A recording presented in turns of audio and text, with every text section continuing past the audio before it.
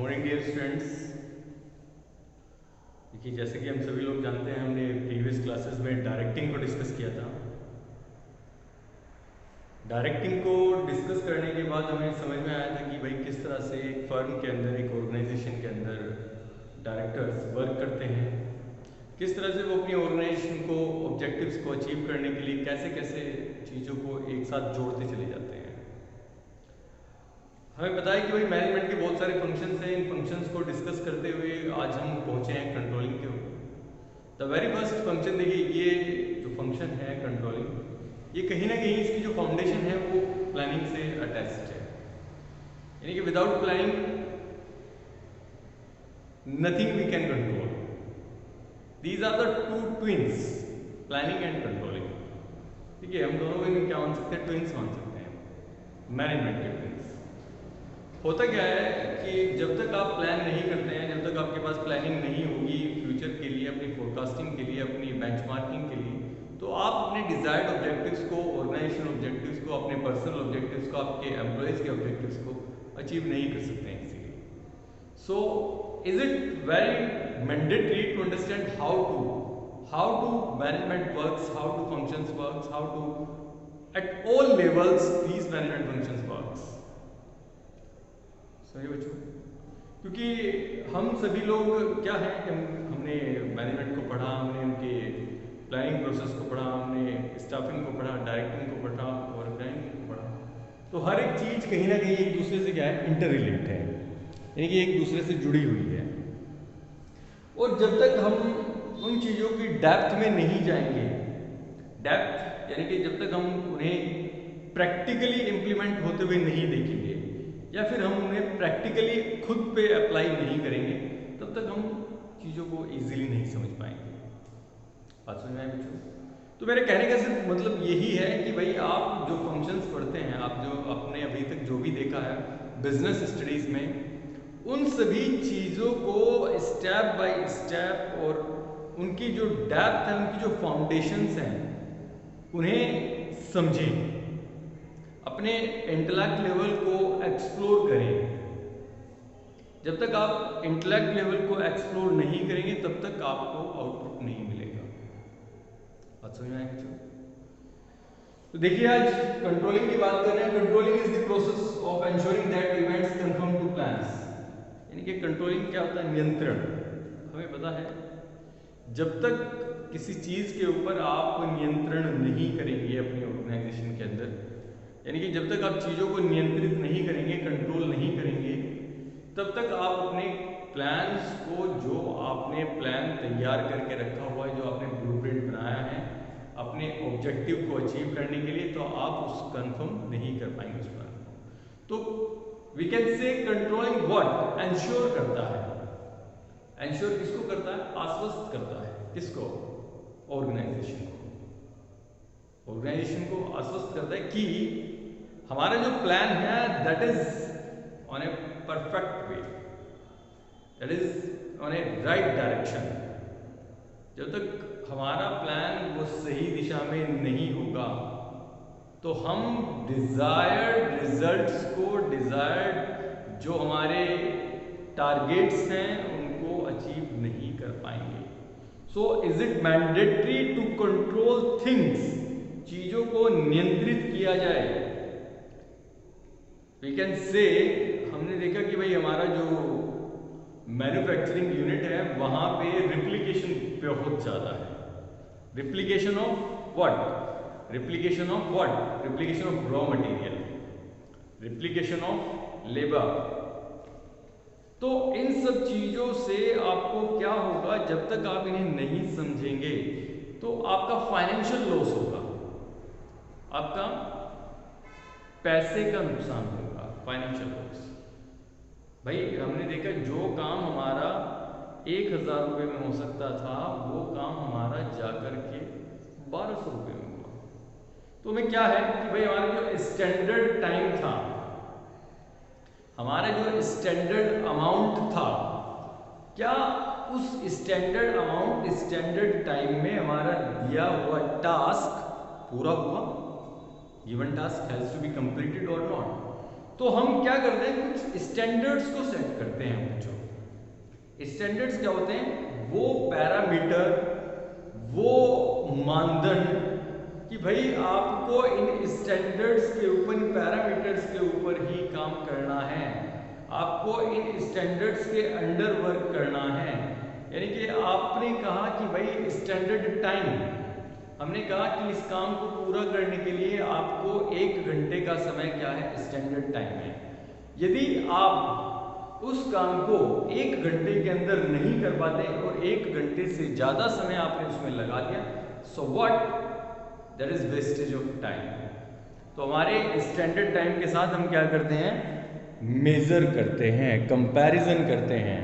Comparison किसको, जो हमारा एक्चुअल परफॉर्मेंस है, एक्चुअल परफॉर्मेंस जो हमारी वास्तविक परफॉर्मेंस है, हम उसे क्या करेंगे, क्या वो standard time, standard amount, standard unit. अब आपने कहा कि भाई आपको स्टैंडर्ड यूनिट्स की हम बात करें कि आपको 1000 यूनिट्स प्रोड्यूस करनी है एक दिन के अंदर, यानी कि मैन्युफैक्चर करनी है आपको 1000 यूनिट्स, और उसके लिए जो टाइम है वो आपका 12 घंटे का टाइम है, और ये 1000 यूनिट्स को मैन्युफैक्चर करने के लिए आपको 50,000 रुपये दिए गए। सो हमने देखिए टाइम का भी स्टैंडर्ड सेट कर दिया, हमने यूनिट्स का भी स्टैंडर्ड सेट कर दिया, हमने पैसे का भी स्टैंडर्ड सेट कर दिया, और आपके लिए हमने जो वर्क फोर्स है कि भाई आपको 10 लोग मिलेंगे, हमने लेबर का भी क्या कर दिया, एक स्टैंडर्ड सेट किया कि 10 व्यक्ति 12 घंटे 50,000 रुपये, और यूनिट्स कितनी, 1000। बात समझ में आ गई बच्चों। तो यदि यहां पर हमारे जो वो 10 व्यक्ति हैं, उन्होंने टाइम लिया 14 घंटे, यूनिट्स मैन्युफैक्चर की 900, पैसे खर्च कर दिए 60,000। सो अब मैनेजर यानी कि मैनेजमेंट को क्या आवश्यकता है, क्या करें, they need to control and they revise to their plans. भाई आपको क्या आवश्यकता है कि आप कंट्रोल करें और अपने प्लान को क्या करें, रिवाइज करें दोबारा से, कि कहीं कोई मिस्टेक तो नहीं है, कहीं कोई गलती तो नहीं रही। हमने जो थियोरेटिकल चीज़ों को सर्वे किया था, हमने थियोरेटिकल जो उसके ऊपर रिसर्च किया था, और रिसर्च करने के बाद ही तो स्टैंडर्ड बना था। बात समझ में आई? After the research you were made what, standard. If you are not meet that standard is what, there is failure of plan. आपका प्लान क्या हो गया, फेलियर हो गया। तो वहां पर किसकी आवश्यकता पड़ती है, आपको कंट्रोलिंग की आवश्यकता पड़ती है, नियंत्रण करने की आवश्यकता पड़ती है, कि आप जाएं और जाकर के देखें, खुद ऑब्जर्व करें, वाई, कि ये लोग कितना समय ले रहे हैं, ये लोग फाइनेंशियली कितने पैसे को यूज कर रहे हैं, ये लोग रॉ मटेरियल को कितना यूज कर रहे हैं। You need to supervise, you need to oversee them and find out the problem, where is problem, समस्या कहां पर है। उस समस्या को पता करने के बाद, उस प्रॉब्लम को फाइंड आउट करने के बाद उसे कंट्रोल किया जाए, that is what controlling. Dear students, understood, समझ में आई चीजें। जब तक हम फाइंड आउट नहीं करेंगे हमें प्रॉब्लम का नहीं पता चलेगा। देखिए अभी हम कुछ फीचर्स की बात करते हैं। फीचर्स मैंने लिखा हुआ है, goal oriented process. Goal oriented का मतलब क्या है, ये फीचर हर एक जगह अप्लाई होता है। मैनेजमेंट में भी अप्लाई हुआ था, प्रिंसिपल्स में भी अप्लाई हुआ था, हमारी प्लानिंग में भी अप्लाई हुआ था। गोल ओरिएंटेड यानी कि हमारे जो टारगेट्स हैं उनको पूरा करने के लिए क्या है, एक प्रक्रिया है। Get it? The next, pervasive function.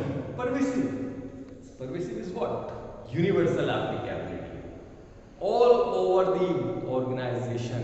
It follows पूरी संस्था के ऊपर, पूरे जहां पर हमारी यूनिट है उसके ऊपर क्या होता है, सबके ऊपर अप्लाई होता है, परवेसिव है, सार्वभौमिक।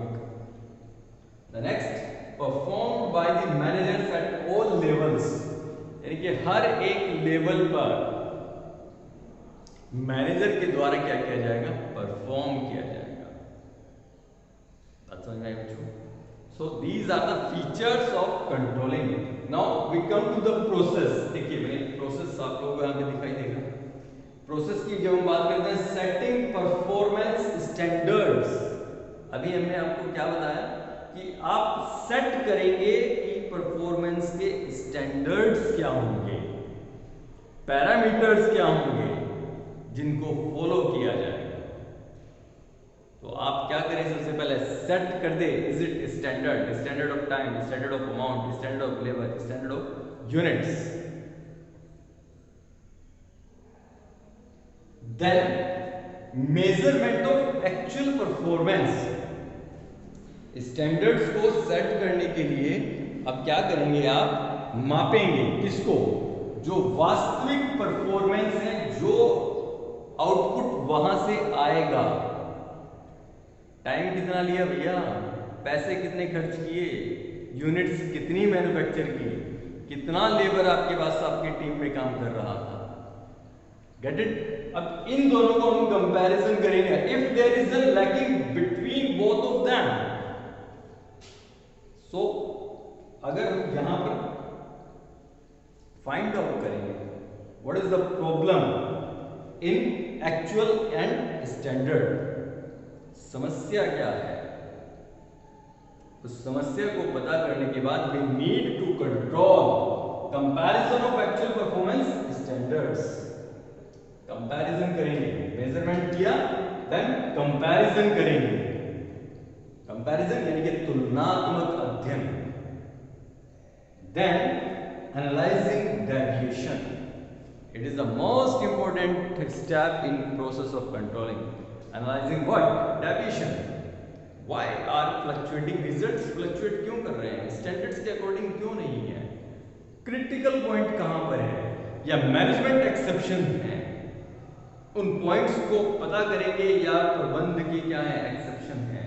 देन टेकिंग करेक्टिव डिसीजन, अब हम निर्णय लेंगे कि इसे कंट्रोल किया जाए, कि हमारे स्टैंडर्ड्स के अकॉर्डिंग काम क्यों नहीं हो रहा। Then feedback. So it is the process of controlling. The first step is to what, setting performance standards, then measurement of actual performance, then comparison of actual performance with standard, then analyzing deviation and to take a correct decision, giving to feedback, it's management. So it is what, controlling. समझ में आया बच्चों? तो controlling is what, planning से start होता है और controlling पे जाकर के खत्म होता है।